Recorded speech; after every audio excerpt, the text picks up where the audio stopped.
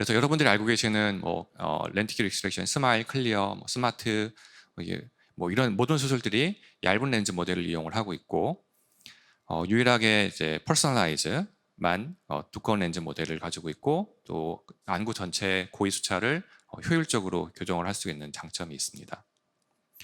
그럼 어떻게 해서 실제 그 광선 추적을 이용을 해서 수술하는지 그 과정을 좀 설명을 드리면은 우선 사이트맵이라고 하는 장비가 있습니다. 이 장비에서는 안구 전체의 웨이브프런트를 측정을 하고 또 각막의 토모그래픽 데이터, 또 안축장, 렌즈의 두께 등을 측정을 하고요. 또 근시, 난시도 여기서 직접 측정을 합니다. 그럼 이 데이터가 이제 수술 장비 EX500이 있는 그 소프트웨어로 전송이 됩니다. 그러면 이 소프트웨어 안에서 레이 트레이싱 과정이 계산이 이루어집니다.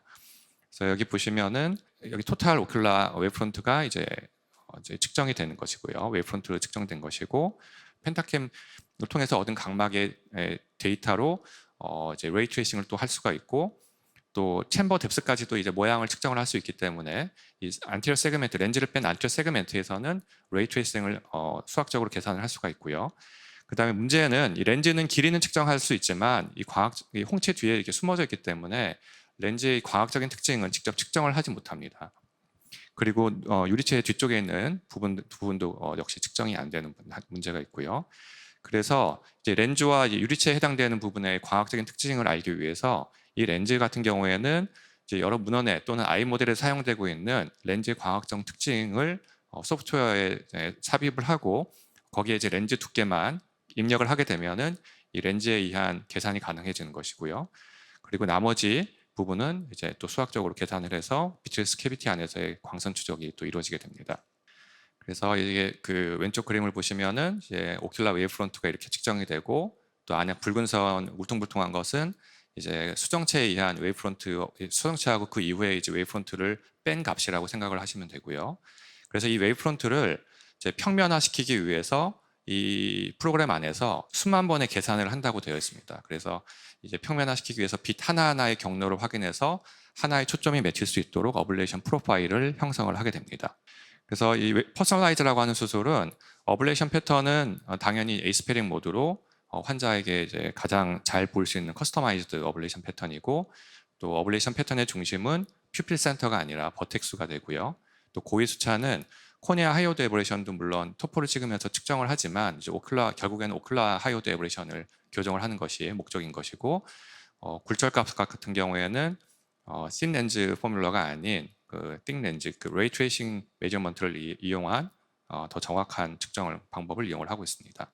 그래서 이렇게 그 EX500에서 디지털 트윈 아이 모델이죠. 그러니까 아이바타라고 이름을 붙여놨는데 이 아이바타를 이용을 하는 과정을 보면은 그 AI 소프트웨어를 이용을 해서 내 눈과 최대한 비슷한 모양의 디지털 모델을 이용을 하고 이 안에서 이렇게 그 레이 트레이싱을 시뮬레이션을 합니다. 그러는 과정 중에서 여러 가지 틸트가 있으면 이것도 같이 보정을 할 수 있도록 어블레이션 패턴이 형성이 되고요. 그리고 이것은 이제 수학적인 결과이기 때문에 실제 임상에 적용을 했을 때 결과가 차이가 날 수가 있습니다. 그래서 알콘에서는 퍼스널라이즈를 출시하기 전에 임상 결과들을 거기에 다시 피드백을 해서 실제 노모그램이 필요 없이 수술이 이루어질 수 있도록 노모그램도 역시 그 프로그램 소프트웨어 안에 적용이 되어 있습니다. 그래서 본격적으로 이제 여러 가지 수술과 비교한 결과를 말씀드리도록 하겠습니다. 그래서 각막의 고위 수차 그리고 안구 전체의 고위 수차를 각각 확인을 해보면은 우선 기존에 나와 있는 논문을 좀 발췌를 했습니다. 이제 라식, PRK인 라섹, 그다음에 스마일을 보시면은 근시 교정량에 비례해서 이제 Y축인 하이오드 에버레이션 고위 수차가 증가하는 것은 이미 잘 알고 계실 거고, 그다음에 여기서는 이제 스마일이 고위 수차의 발생 비율이 근시 교정량에 제일 많이 연관돼서 높아진다라고 되어 있고, 라식이 가장 적게 생긴다라고 얘기를 하고 있고요. 또 이미 잘 알려져 있다시피 렌티큘을 제거하는 스마일이나 클리어나 스마트 같은 수술은 이제 코마 각막 비대칭이 좀 유도가 많이 되는 것으로 알려져 있습니다. 이 연구에서도 이제 아래쪽에 스티프해지는 버티컬 코마가 제일 많이 통계적으로 의미 있게 증가하는 것으로 되어 있고요. 구면 수차 같은 경우에는 라섹 수술이 앞에서 제가 보여드렸던 것처럼 라섹 수술이 가장 많이 유도가 됩니다.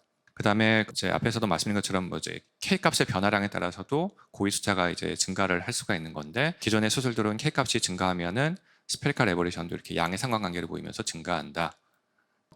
저희 안과에서 수술했던 케이스들 퍼스널라이즈, 컨트라 라식 라섹, 그 다음에 일반 라식, 그 다음에 일반 라섹, 스트림라이트 라섹, 그 다음에 스마일, 그 다음에 클리어를 이용을 해서 구면 수차가 어떻게 수술 전에 비해서 증가를 하는지 보여주는 그래프인데, 제일 많이 증가한 거는 트랜스에피셀리알 PRK, 그 다음에 일반 라섹이고, 제일 유도가 안 된 것은 이제 퍼스널라이즈고요. 그 다음에 스마일과 클리어는 거의 변화가 없거나 오히려 감소한 것처럼 보입니다. 그런데 얘네들이 실제로는 근시 교정량이 증가하면 클리어나 스마일 모두 근시 교정량에 비례해서 구면 수차가 증가하는 특징이 있기 때문에 클리어 스마일도 고도 근시에서는 좋은 수술은 아니다라는 것을 알 수가 있고요. 퍼스널라이즈의 각막의 구면 수차를 보면은 X축은 근시 교정량, 이제 외쪽으로 갈수록 근시 교정량이 많아지는 것이고, 가운데 있는 그래프가 3mm 구면 수차, 오른쪽에 있는 것이 6mm 구면 수차인데, 보통 이제 3mm 구면 수차는 근시 교정량이 많아지면 오히려 구면 수차가 좀 더 줄어드는 방향으로 경향성을 보이고 있고, 6mm 구면 수차의 경우에는 일부 환자에서는 살짝 증가를 하지만 근시가 거의 10대부터 교정을 했음에도 불구하고 대부분의 경우에는 구면 수차가 낮은 채로 유지가 됩니다. 이것이 기존에 알려져 있는 수술과 가장 큰 차이이고, 고도 근시에서도 좋은 야간 시력을 얻을 수 있는 퍼스널라이즈의 가장 큰 장점이라고 볼 수가 있겠습니다. 구면 수차 말고 각막의 이제 비대칭을 유발하는 이제 비대칭 수차, 코마, 트레포일 같은 것들을 이제 말하는 건데요. 이제 가장 많이 유도가 된 것이 일반 라섹, 그 다음에 스마일이나 이제 클리어입니다. 그 다음에 그 트랜스에피셀리아 PRK고, 가장 유도가 안 되고 오히려 감소한 것이 퍼스널라이즈가 유일하게 있고요. 컨투라 라식이나 컨투라 라섹 같은 경우에도 약간은 좀 증가하는 경향을 보였습니다.